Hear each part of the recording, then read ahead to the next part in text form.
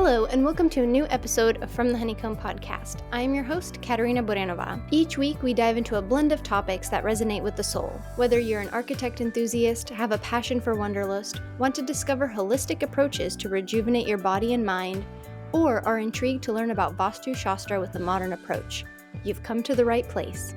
Join me as I sit down with inspiring, like-minded women from various walks of life. We will delve into their journeys to discuss the challenges and moments that define their paths.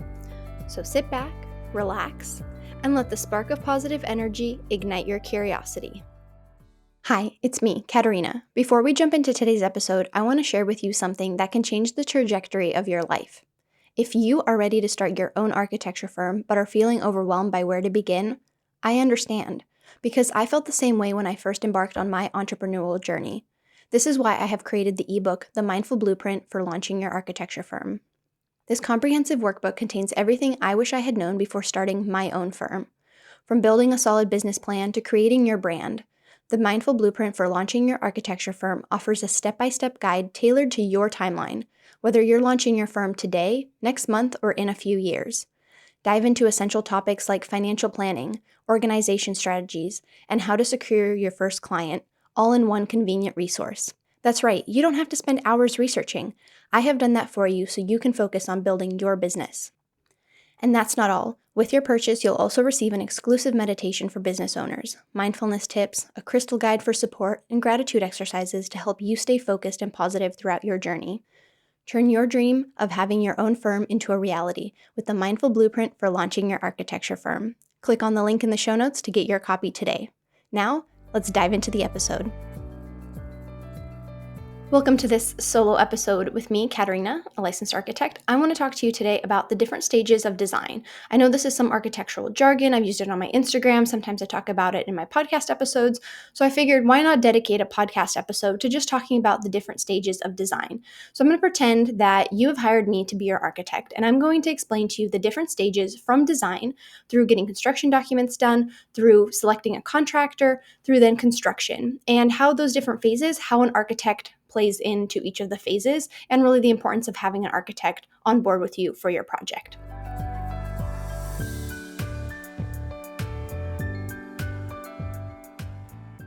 But before we begin, let's share something that we are grateful for in the present moment. And let's ground down a little bit more for this episode.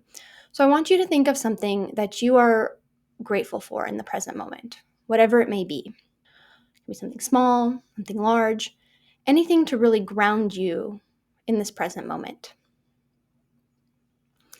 I want to share what I'm grateful for in this present moment is some of the amazing conversations I have recently had with women on this podcast. In the last 24 hours, I have had 4 incredible podcast interviews with incredible women from different walks of life.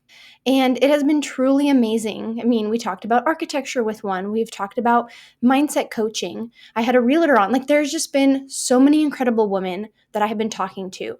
And I'm really grateful, especially for this platform, for this podcast, because it has allowed me to have conversations and to learn so many incredible things that I typically wouldn't maybe learn about, or I wouldn't approach someone to have a conversation with on social media. And this podcast has allowed that. And I have just truly loved so many of the conversations I have been having. And I'd want to thank you also for listening, because you've made this podcast possible and allowed for me to continue finding incredible women from different walks of life to share their story and have an amazing conversation with them.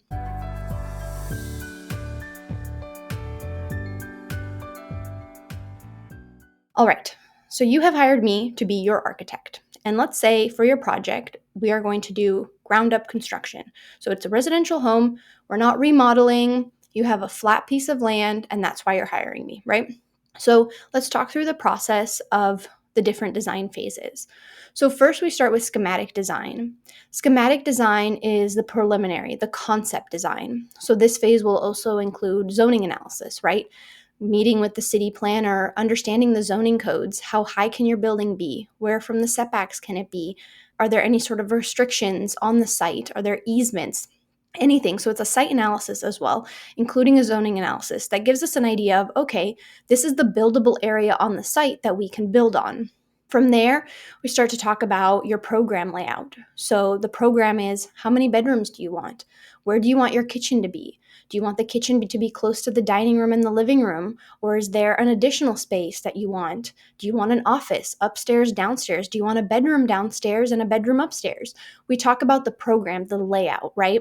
I would start to lay those spaces out, understanding what space is adjacent to another and how they all relate.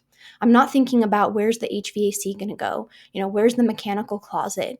I'm just laying out the concept of, okay, this is where the rooms will be. How will they be kind of spatially adjacent to each other? Like I said, circulation, understanding where are the stairs going to go? How are you going to move between the two levels, right? So that's kind of the whole schematic design. You're understanding the concept of the layout of the design. And maybe you'll have a mass at this point. We'll have an understanding of what does the whole building look like as a mass. And then we move to the design development phase.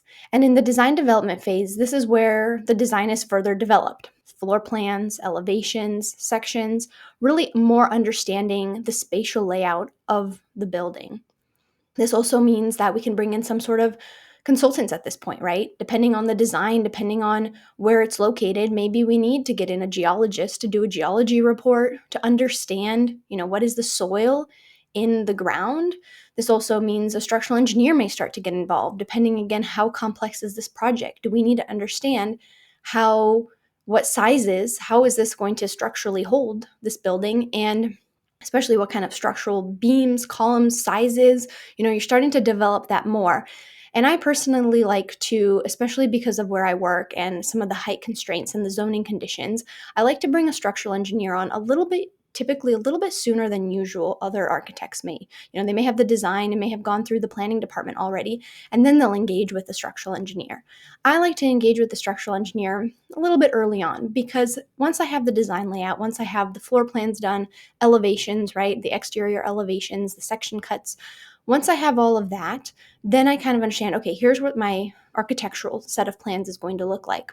Send those to the structural engineer because I want to get their input. Is there something that I have designed that is going to need a huge moment frame? Or, is it going to be lots of structural steel? Thinking about this already in the design development phase allows me to start, modifying the design if I need to. Throughout design development as well, I can start thinking about materials. What is the exterior of the house going to look like? And we'll have those conversations, right? So throughout all the phases, we'll have client meetings. I will meet with you. We'll look at the revision. We'll look at floor plans. And if I need to revise them, maybe there's additional design layouts, because let's say we decide a mechanical room, mechanical storage space, right? Where is your furnace going to go, or your water heater? Maybe it needs to be in a different space than we had originally designed. And so that starts to really shape and mold more of the design. And this is also during the design development phase when I submit to the planning department. So the planning department you submit to in the city is what they're checking is, like I mentioned, the zoning analysis before. The planning department makes sure that the design complies within the confines of the zoning regulations of the city, even the neighborhood, depending on, it could be the HOA as well.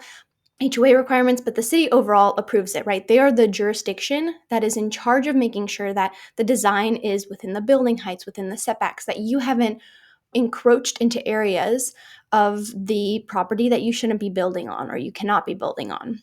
So the planning department will review the plans. Each city varies. Some submit digitally, some submit printed plans. I think COVID really changed a lot of that. A lot of cities have now gone digital, which has been incredible to see. It's very helpful and it saves a ton of printing, right? Because if you can imagine a lot of these plans, it's, you have the floor plans, the site plan, the elevations, the sections, all of that goes into the city. And so when it's digital, it does help with printing costs, of course. And I've been noticing more cities have been going digital, which has been really great to see. And so that's still during the design development phase, because I believe with the planning department, they may come back and say something, maybe I didn't catch something, because one thing to keep in mind is every city has its own requirements. And so as an architect, I have to understand and read the code of, let's say, where can a deck go? Can a deck extend into one of the setbacks? Can a deck extend into the front yard setback, right? So there's all of these different things. Each city has their own requirements. And so that's one thing is I'm learning now too, as I'm working in other cities, is reading through the code. And the language is always a little tricky. And it's one of the reasons, I recommend having an architect, because an architect, we are taught to understand what these codes are, how to design within that, how to interpret them and be able to design and create a building that fits within the regulations and restrictions of the zoning code. And so that's really the design development phase. And the design, again, is process. It's still evolving and evolving. And once you get planning department submittal approval, that's when everything on the exterior, really what you can think about too is the planning department thinks about the exterior of the building. Once that's all been approved, then you move on to the construction document phase. And the construction document phase is once we get into the real details of how is your home going to be built. So we start to look at details, deck railing details. I start to do more detailed sections. Maybe there's a wall section. So I'll cut through a wall to show the contractor what type of insulation to use. Once I have an idea of what the structure is, adding the structural layout into it, and really detailing and further developing the design with plans, sections, elevations, and like I said, at this point, details. Also specifications, understanding what is the material, what is the flooring, what are the windows, getting really specific on the products that that the contractor will need to buy in order to be able to build the home. And so, of course, having my husband be a general contractor, it has been really helpful for me to get his input into my construction document sets, because at the end of the day, the construction document set, the set of plans, it's not for you, the client, it's not for the city, it's for the general contractor, right? Because they're the one who is going to be building this building. And so the drawings need to be clear, they need to be understandable. And that's really one of my goals, is to make sure that my drawings can be as understandable for a contractor. Why? Because then they can provide you with the client a number, right? An estimate, because once we finish the construction documents, then it goes out to bidding to be bid by a contractor. So you're going to get pricing, right? How much is this even going to cost me to build? And what that means is, so like I said, I want the plans to be as understandable for the contractor, as well as why do I want them to be understandable, to be efficient, to be clear, to have as much information as possible. Then there's less questions during construction. The more details I can provide. What is the crown molding? What does the base look like? The more information I put into this construction document set, the less questions the contractor will have during construction, calling me and saying, hey, what were you thinking about this design? Or what's the size of this beam? Or what is the size of, or what was the flooring that you wanted? What kind of design did you want? All of those questions that come up, the more information that you can put on the construction documents does help. Now, of course, in residential, during construction, design changes happen. And it's not that during the construction document phase, once those working drawings, we call them working drawings, are complete, you can still change things during construction. It depends on your contract and your architect and your general contractor, but typically changes happen during construction, right? Once you, the client, are walking through the space, you realize, oh, can we move this? Can we change this? Sometimes the city submittal process can take a while, especially if you live in California. We have the California Coastal Commission. So if your project is on the coast, you have to submit to the California Coastal Commission to approve your project. And they have their own restraints and setbacks and, thoughts on what can be approved. And so sometimes that can take a while. And it's typically happened where clients, their family has grown throughout the time that we've been working on design, working on planning drawings, working through the city, right? I would say time-wise, it really varies. I know clients ask me sometimes, how long does it typically take to get from design to permit issuance? And I'm very honest. I say it depends on a few things. I said, one, it depends on your design decision-making skills, essentially. And what that means is, how quickly as the client can you make design decisions? Meaning, if I send you plans or we review plans, how long are you going to take to review? Some clients are good with whatever you end up designing, or maybe some like to take time. Some have a few questions. And it doesn't have to be this race, like, oh, get this done. I want this, to get to the city. So it all depends on the client's design, decision-making skills and schedule. It depends on me, the architect, my schedule, because I have multiple other projects. It also depends on the consultants, right? How long can they work on something? Once me, I, the architect, we make some decisions, then I send the plans to the consultant to help coordinate, because they'll do their plans and then they'll send them back to me and I'll make sure and coordinate. This is also what happens during the construction documents phase, is I will help coordinate the consultant's drawings. So the structural engineer will send me their plans and I'll make sure that their plans do not interfere with the plans of the electrical engineer, right? Or, maybe the structural engineer put a beam somewhere where we were thinking about having light fixtures, right? Centered, in the ceiling. Can this beam be moved, right? So those are all the things. And the consultants have to then work on those drawings. So how long is that going to take, right? So going back to the timeline. And then, of course, getting through the city processing. You're thinking there's all these multiple parties that have to sync. And who's in charge of making sure that they are all in sync? The architect, right? You can think of the architect as almost like a composer. Not a composer, a conductor. I always mix those two up. You can think of the architect as a conductor, right? As all of the consultants and the client and the city, and those are all the different instruments playing. And the architect is the one that is making sure that everything flows in harmony to create this design, right? To create this beautiful music, to create this song. And so that's what the architect does. I coordinate all of the drawings, coordinate the consultants. Now, there are times when an owner brings on their own consultants and wants to work with the consultants and coordinate them. I've seen that typically happen as well, but that's something which I'll probably do a later episode on about contracts and things like that. I think that would be kind of interesting. And let me know if you'd be interested more also in learning more about my contract and kind of how I work specifically with consultants and things like that. Maybe I'll do an episode about that.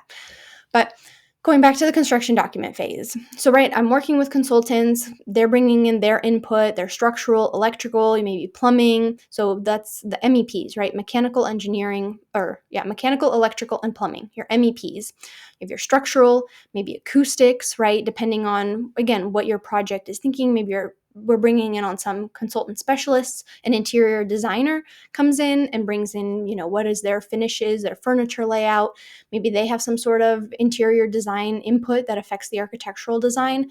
So all of that coordination happens during the construction document phase. So this is really the biggest chunk of the design phase, is the construction document phase. And so this is also, once I get all of this information, I also have to make sure that the plans have building code requirements. So there are certain building code requirements. How high can a stair riser be? How deep can a stair tread be? How high can a guardrail be, right? How high can a railing be? Those are dimensions I have to put on the plans, on the sections, wherever I show these architectural elements, to make sure that they comply with the International Building Code and the California Building Code. And so the one question I've gotten is which one, if you have the International Building Code that you have to follow and the California Building Code, and one is different, which one do you go with? And it's whichever is more restrictive. So if the California code they say that something like a ceiling height has to be a minimum of 7 feet, and the International Building Code says the minimum height it can be is 6'10". Well, you would use the more restrictive, right? The building height. That's not really that's not the code, but this is just an example, just to give you an idea. I couldn't think of anything off the top of my head, but just to give you an idea. So that's, again, the construction document phase, and you're getting all of this information and really detailing and creating the working set, right? This is the set that the contractor is going to use. This set also has to go to the building department. So it's been submitted to the planning department. They're really more focused on like the exterior of the overall mass of the building. The building department reviews, does the building comply with building codes, right? An architect's job is to protect the health, safety, and welfare of the public throughout their design.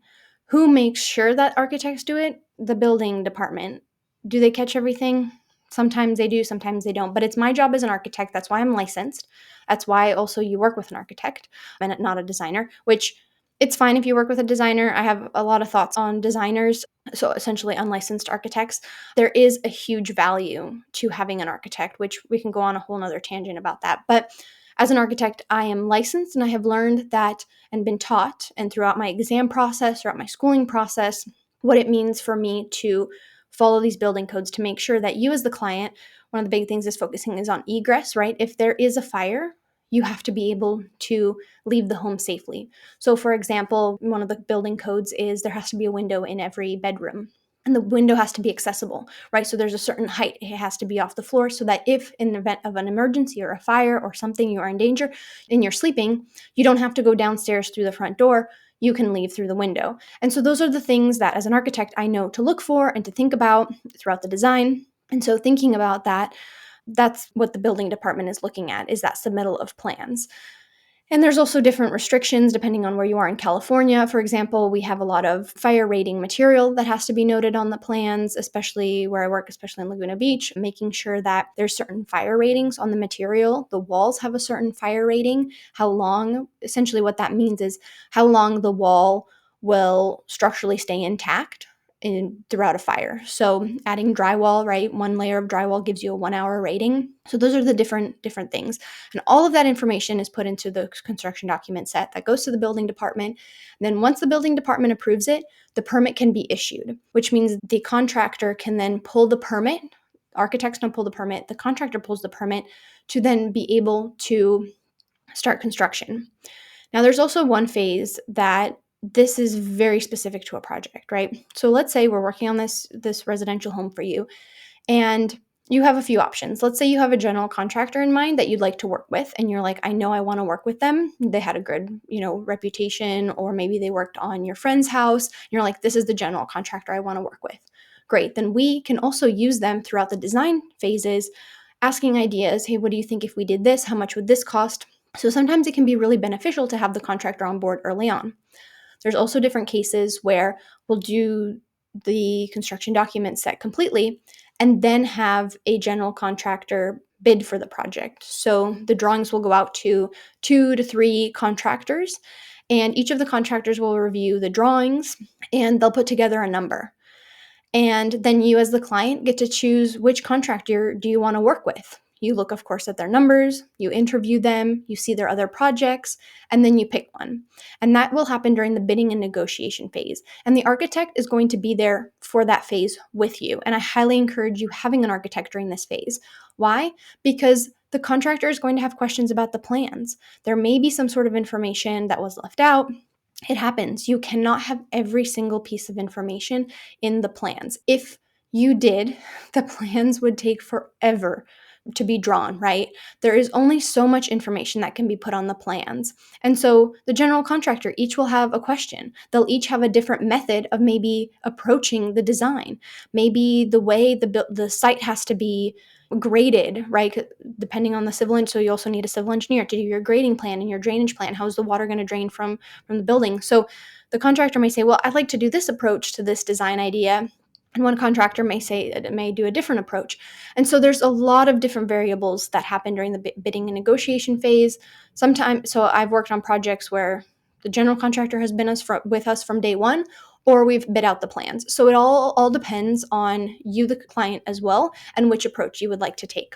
Now, once a contractor has been selected and they pull the permit from the city, construction starts, right? Yay! Your home is going to be built. This is an exciting part because we're finally seeing all of these 2D drawings. I know even if there's 3D models, you're going to finally see that design come to life, which is awesome, right? That's exciting. Let's get excited.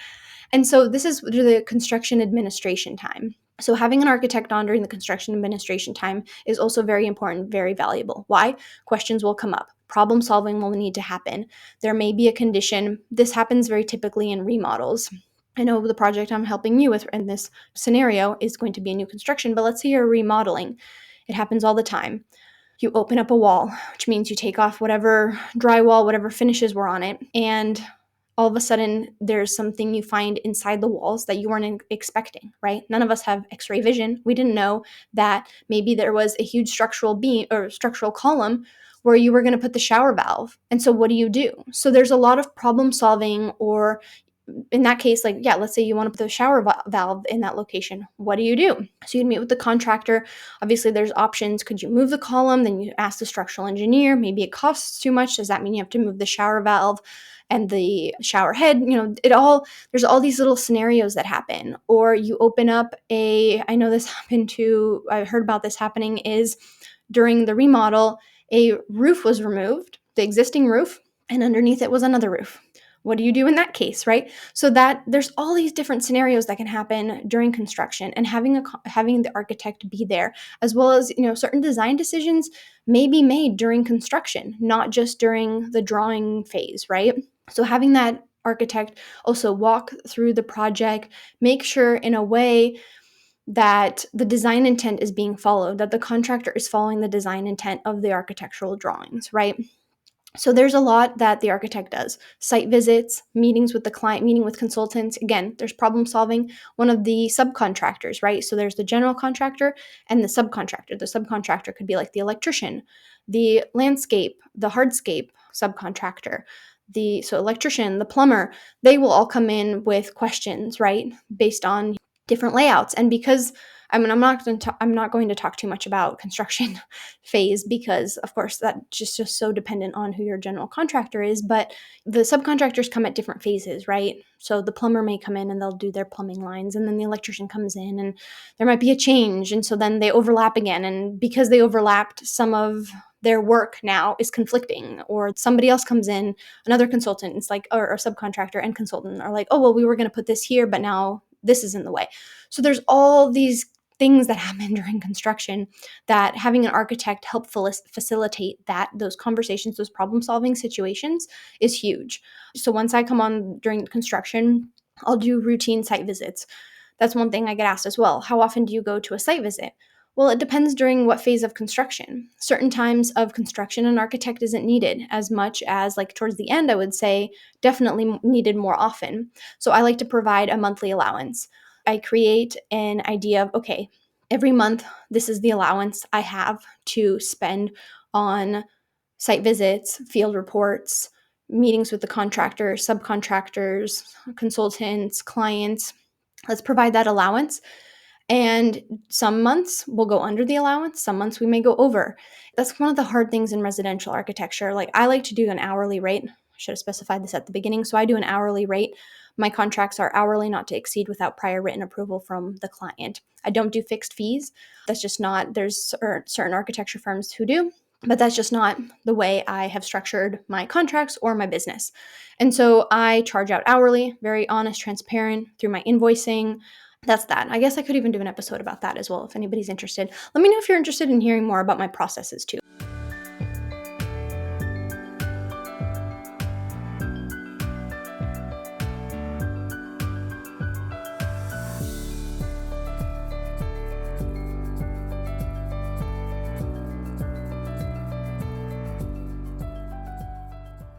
I kind of wanted to put this episode together because I thought it'd be interesting to share the different phases. And then now as I'm talking, I'm like, oh, maybe this would be an interesting episode. So let me know, DM me, let me know, email me. All my contact is provided in the show notes. But let me know if you're interested in hearing more because construction is really interesting, right? And design. And a lot of people, when they're hiring an architect, they don't exactly know what are they stepping into, right? A lot of people don't know what an architect even does. And so I kind of wanted to put this episode together to help you understand the different phases. And like I said, the construction administration phase, that's the last phase, that's during construction. Some architects may not even be involved in that phase, which I know certain insurances require that an architect has to be part of the phase of construction administration, because making sure that what they drew is what is built. And so yeah. And really, that concludes the design phases from design to construction administration. Like I said, time-wise, it really varies, but these are kind of the different phases you can expect when working with an architect. Each architect may call it differently, but these are kind of the really general known terms. These are the terms that I use: schematic design, design development, construction documents, bidding and negotiation, and construction administration. So there you have it. I hope you found this episode insightful. I wanted to sprinkle in a little bit of architectural fun facts throughout, the podcast episodes, and I hope you found it helpful. Thank you for listening to this episode of From the Honeycomb podcast. As we conclude, I want to express my gratitude for joining me in today's episode. I hope you have found it insightful and inspiring. If you enjoyed today's episode, please take a moment to rate, review, and click that like button so you never miss an episode. And don't forget to share this with your friends. You can follow me on Instagram at From the Honeycomb Podcast, and you can also further your support of From the Honeycomb by visiting the Patreon link provided in the show notes. Your contribution helps make more episodes possible. And lastly, don't forget to subscribe to my monthly newsletter, A Spark of Positive Energy, that comes out on the 7th of each month. Thank you so much, and see you next Friday.